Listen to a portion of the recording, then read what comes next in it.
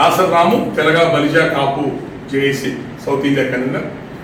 మన ఎలక్షన్ సందర్భంగా ఈస్ట్ గోదావరి జిల్లాలో జనసేన పార్టీ బీజేపీ పార్టీకి సంబంధించి స్థానాలు ఎమ్మెల్యేలు ఎంపీలు కొన్ని స్థానాలు ఈ ప్రాంతాల్లో ఉన్నాయి.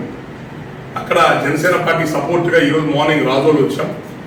అక్కడ ఉన్న ఎస్సీబీసీ మిగతా నాయకులతో ఆత్మీయ సమావేశం జరిగింది. అట్లాగే పి గన్నవరం నియోజకవర్గం అంబాజీపేట కూడా వచ్చి అక్కడున్న మిగతా ఎస్సీబీసీ నాయకులు కాపు నాయకులు అందరూ కూడా కలిసాం.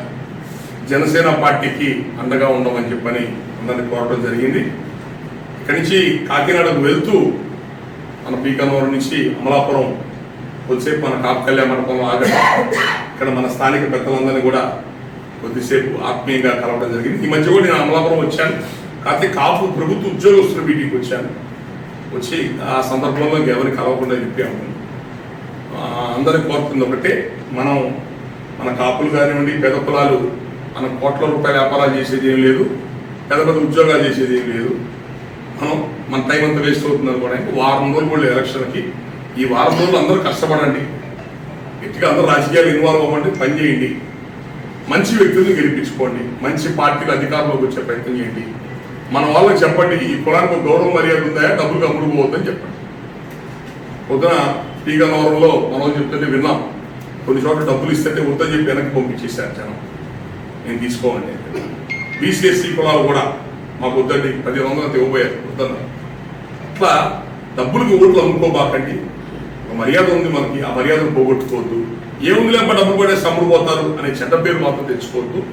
క్రమశిక్షణతో ఉండండి, ఐకమత్యం ఉండండి, కుల సంఘానికి గౌరవం ఇవ్వండి. అంటే ఏంటి, అందరూ కలిసి కూర్చొని మాట్లాడుకోండి, మంచి చెడు, రాష్ట్రంలో ఏం జరుగుతుంది, రాజకీయాలు ఏం జరుగుతుంది, ఎవరు గెలిపిస్తే ఎట్లా బాగుంటుంది, రాష్ట్రాన్ని ఎలా కాపాడుకోవాలా, ఇలాంటి మంచి విషయాలు అన్ని విషయాలు కూడా అందరూ కలిసి మాట్లాడుకోండి.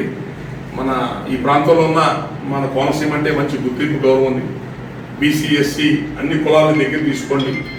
మన అల్టిమేట్ లక్ష్యం రాజ్యాధికారమే. అతిపెద్ద జాతి, 20% పైన జనాభా ఉన్నాం. మన ఓట్లే కీలకం. ఎవరు ఎమ్మెల్యే గెలవాలన్నా, ఏ ప్రభుత్వాలు ఏర్పడాలన్నా మన ఓట్లే కీలకం. రేపు ఏర్పడే ఏ ప్రభుత్వం అయినా సరే ఈ కాపుల ఓట్ల వల్ల ఏర్పడ్డదనే గుర్తింపు తెచ్చుకునే ప్రయత్నం చేయండి దయచేసి. అలా ఆ విధంగా ఐకమత్యంగా పనిచేయండి. రేపు రాబోయే రోజులు జనసేన పార్టీ కూడా ఆ పేద కుల రాజ్యాధికారం అనే కాన్సెప్ట్లోనే పనిచేస్తుంది. ఈవెన్ బీజేపీ పార్టీ కూడా రాష్ట్ర అధ్యక్షులు ఇచ్చారు, వాళ్ళు పేద కులాలు ప్రోత్సహించే కార్యక్రమాలు ఉన్నారు. కాబట్టి మనం నాలేదో బతికాం బానిసత్వం చేసేట్లా కాదు, పదవులు అనుభవించేట్లా కాదు. శాశ్వతమైన అధికారాన్ని మనతో పాటు పేద కులాలకు కూడా అందజేయాలా, సమాజం నిర్మాణం చేసుకోవాలా.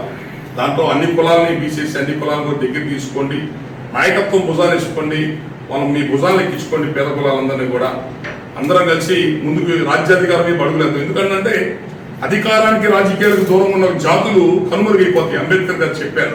ఇప్పుడు చూడండి, ఎవరు అధికారం దగ్గర ఉన్నారో వాళ్ళు ఈరోజు 1000 కోట్ల అధిపతులు, వాళ్ళకి ఎన్నో అవకాశాలు పెరిగినాయి. మనకు అలాంటి అవకాశాలు ఉన్నాయా? అందరూ చిన్న వ్యాపారాలు, చిన్న ఉద్యోగాలు. అది కాదు, ఈ అవకాశాలు అందరికీ పెరగాలంటే రాజ్యాధికారమే పెరగాల. ఆ విధంగా మనందరం కూడా ముందుకు అడుగులు వేయాలని, రేపు జరగబోయే ఎలక్షన్లో అందరూ కూడా బాధ్యతాయుతంగా ఉండమని చెప్పి మీ ఓటు హక్కు, ఖచ్చితంగా ఓటు హక్కు వినియోగించుకోవాలా. 2 అంశాలు, మీ ఓట్లు అమ్ముకోవద్దు, ఓట్లు చీల్చుకోవద్దు. ఓటును అమ్ముకున్నవాడు తన జాతిని గౌరవం తీసుకెళ్ళి తాకట్టు పెట్టినట్టే. ఓటు వేయకుండా ఉన్నాడు వాటి బతుకులో చచ్చిపోయినోడితో సమానం. దయచేసి ఓటు వినియోగించుకోండి. అందరూ ఖచ్చితంగా ఓట్లు వేయాలి. శుభ్రంగా మధ్యాహ్నం ఫోన్ చేసి తీరిక బయలుదేరు బాగా, పొద్దున వెళ్ళండి, ఓట్లు వేసి రండి. మిగతా జనాన్ని కూడా ప్రోత్సహించి మంచి వాళ్ళకి ఓట్లు ఏమని చెప్పండి. Thank you.